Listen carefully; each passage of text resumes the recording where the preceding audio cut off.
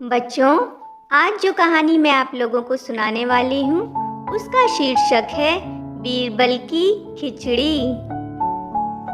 एक दिन बादशाह अकबर ने घोषणा की कि जो आदमी सर्दी के इस मौसम में नदी के ठंडे ठंडे पानी में पूरी रात खड़ा रहेगा उसे शाही खजाने से इनाम दिया जाएगा।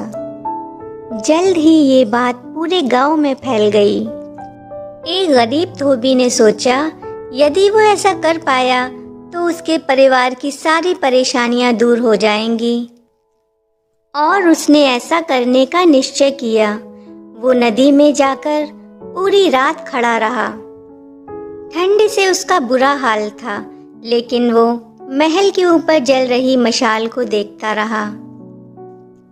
अगले दिन जब दरबार में वो बादशाह अकबर के पास आया अपना इनाम मांगने के लिए, तो बादशाह ने कहा, पहले ये बताओ तुम पूरी रात इतने ठंडे पानी में कैसे खड़े रहे? धोबी ने जवाब दिया, जहाँ पना आपके महल की छत पर जो मशाल जल रही थी, मैं सारी रात उसे ही देखता रहा और उस मशाल की आग से मुझे शक्ति मिली, इसीलिए मैं सारी रात खड़ा रहा। बादशाह ने कहा, इसका मतलब ये हुआ कि तुम सारी रात उस मशाल की आग से गर्मी लेते रहे, इसलिए तुम इस इनाम के हकदार नहीं हो सकते।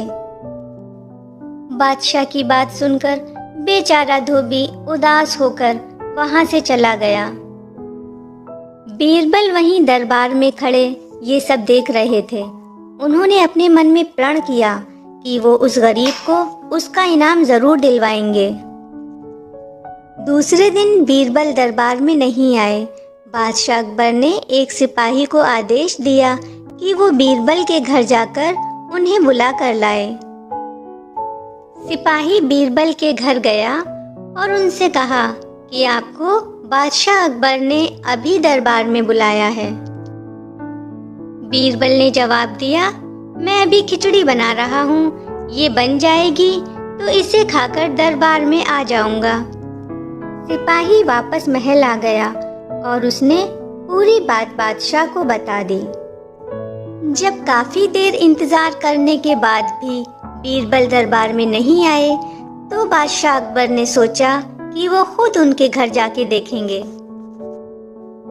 और फिर अपने सिपाहियों के साथ वो बीरबल के घर गए।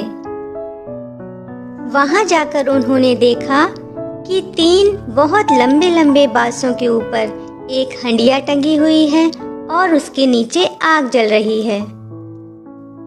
बादशाह अकबर ये सब कुछ देखकर सोच में पड़ गए।